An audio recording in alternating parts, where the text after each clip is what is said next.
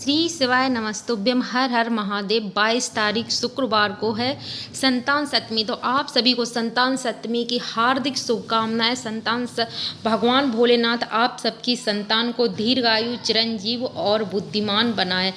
आप सबके ऊपर भगवान शिव माता पार्वती की कृपा बनी रहे। तो आज के इस वीडियो में हम जानेंगे संतान सप्तमी की पूजा विधि, किस तरह से पाटा लगाते हैं, चौक बनाते हैं और किस तरह मूर्तियां बनाते हैं और किस तरह से विसर्जन करते हैं। तो सबसे पहले आप जिस जगह मंदिर में जहां भी पूजा करने वाले हैं तो उसे अच्छे जल से पोंछा लगा लें। उसके बाद गंगा जल से छींटा लगा दें। इसके बाद अष्ट कमल दल बना लें, थोड़े से चावल के दाने छिटक दें। इसके बाद आपको पार्थिव शिवलिंग और माता गौरी की किसी तरह की भी, जिस तरह से आपको मूर्ति बनानी आती है तो उस तरह से बना लीजिए। इस तरह से भी हमने मूर्ति बनाई है। अगर आपको देखना है कि किस तरह हमने बनाई है तो वो वीडियो हम आपके साथ शेयर ज़रूर करेंगे।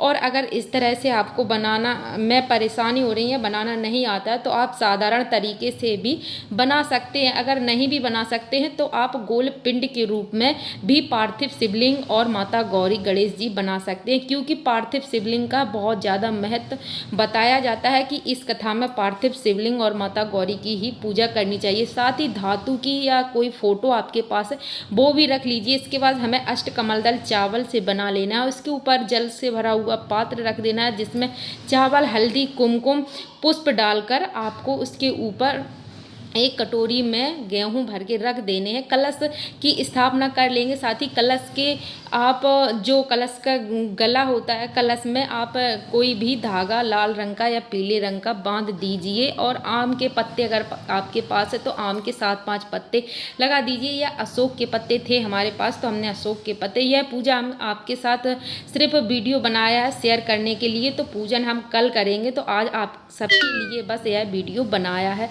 तो जो आप हवन करेंगे तो उसके लिए भी पात्र रख लें, उसको भी जल से छींटा लगा दें, चावल और कुमकुम से उसको भी शुद्ध कर लें। साथ ही जो आपकी चूड़ी है उसको भी तांबे के पात्र में आप अच्छे जल से उसको धुलने के बाद उसको हल्दी कुमकुम से टीका चावल से लगा देने के बाद उसकी भी हमें पूजन करनी है, तो वो भी एक कटोरी में रख लें। साथ ही आपके पास सोने या चांदी की अंगूठी है वो भी इसी तांबे के पात्र में रख लेनी है। 7 ग्रंथि का गड़ा भी आपको बनाना है, वो भी पूजन में ज़रूर रखें। उसका भी अलग महत्व, बहुत ही महत्व होता है।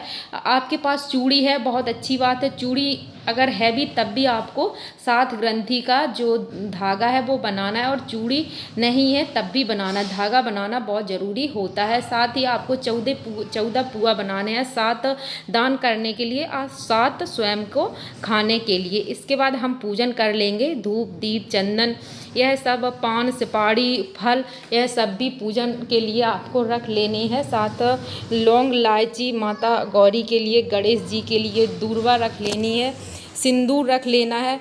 यहाँ पे हमने 5 मिट्टी की जो ढेली होती है तो उससे भी गौरी माँ की स्थापना करी है, तो उसका भी पूजन कर लेंगे। साथ ही आप महावर और 16 श्रृंगार भी इस दिन किए जाते हैं। तो महावर घोल के सबसे पहले गौरी जी को और शिव जी, माता पार्वती, गणेश जी को लगा दें। इसके बाद वही जो महावर आपने भगवान को लगाया है वही महावर आप अपने पैरों में लगा लीजिए। इसके बाद ही हमें पूजा शुरू अपनी करनी है। कि यहाँ जो आज के दिन पूजन होती है तो उसमें केले के पत्ते पर ही माता गौरी और शिव जी की स्थापना की जाती है। तो केले का पत्ता जरूर मंगवा लें, अगर हो सके, नहीं हो सकता तो बात अलग है। बेलपत्री, समी पत्र, फूल, यह सब सामग्री एक दिन पहले ही एकत्रित करके रख लेनी चाहिए कि बाद में हमें कोई दिक्कत ना हो। साथ ही हमें गणेश जी के लिए जनेऊ चाहिए और माता गौरी के लिए आप जो श्रृंगार की सामग्री है वो भी इकट्ठी करके रख लें। आज के दिन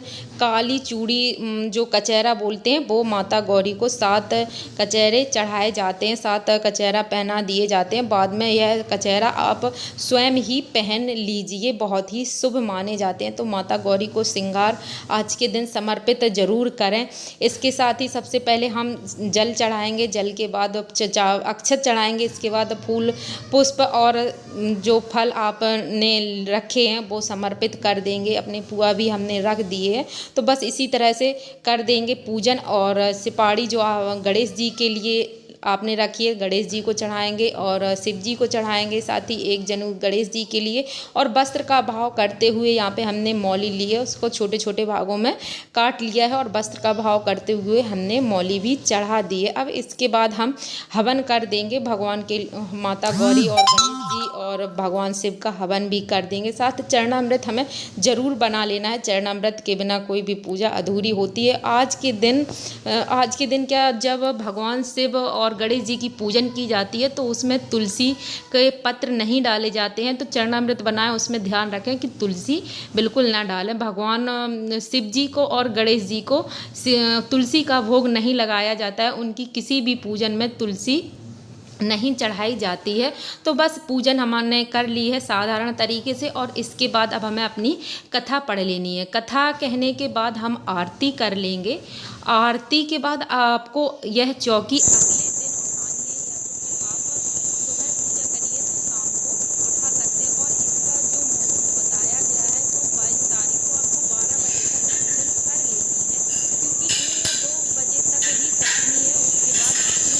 और कथा की वीडियो दोस्तों आपको हमारे चैनल पर मिल जाएगी, वहाँ जाके आप कथा भी सुन सकते हैं। तो बस अब अगले दिन हमें चौकी उठा लेनी है। तो यहाँ पे दान करने के लिए आप आटा और ये दान जरूर करें। कोई भी कथा होती है तो उस दिन ब्राह्मण को यह दान दिया जाता है। आटा लें और इसमें नमक, घी और दाल जरूर रखें। अरहर की दाल छोड़कर बाकी चने की दाल, मूंग की दाल, उड़द की दाल, मसूर की दाल, कोई भी दाल आप ले लें। यह इसे हमारे यहाँ लाग या सीधा बोलते हैं, जो ब्राह्मण को दिया जाता है। कोई भी पूजन कथा होती तो यह निश्चित ही दिया जाता है, क्योंकि अगर आप भोजन करा सकते हैं या पंडित जी को बुलाकर कथा कहवा सकते हैं तो बहुत अच्छी बात है। लेकिन अब सबके यहाँ पंडित जी नहीं आ पाते हैं तो उनके घर ही हम यह थाली भेज देते हैं। जो भोजन की सामग्री है तो उससे उसी का भाव करते हुए यह थाली दान में दी जाती है। यह जो आपका गड़ा है या जो चूड़ी है वो अपने हाथ में धारण कर लीजिए, और जो भी दान की चीज़ें हैं, पैसे आपने चढ़ाए हैं, दक्षिणा है, फल है और जो मिठाई है, वो सब हम इसी थाली में रख देंगे और ये पंडित जी के घर भेज देंगे। साथ पुआ अपने लिए रख लेंगे। तो ये पुआ उसी दिन आपको उठा लेने, चरणामृत भी बांट देना है, और यह शाम को या तो आप उठा लीजिए या फिर अगले दिन सुबह उठा लीजिए। तो जो आपके पार्थिव शिवलिंग है उसको अच्छे जल में गंगा जल डालकर हम विसर्जन कर देंगे, और जब ये घुल जाए तब हम किसी भी क्यारी में डाल देंगे। चावल हैं जो, वो हम पक्षियों को डाल देंगे, और गेहूं के दाने भी या तो आप पक्षी को डाल दीजिए या फिर किसी गौ माता को खिला दीजिए। जो पत्तियां हैं, केले का पत्ता है और आम की पत्ती है या अशोक की पत्ती है, उनको भी हम गाय को खिला सकते हैं तो गाय को खिला दीजिए, या फिर किसी गमले में विसर्जन कर देंगे। फूल भी गमले में ही विसर्जन कर देंगे।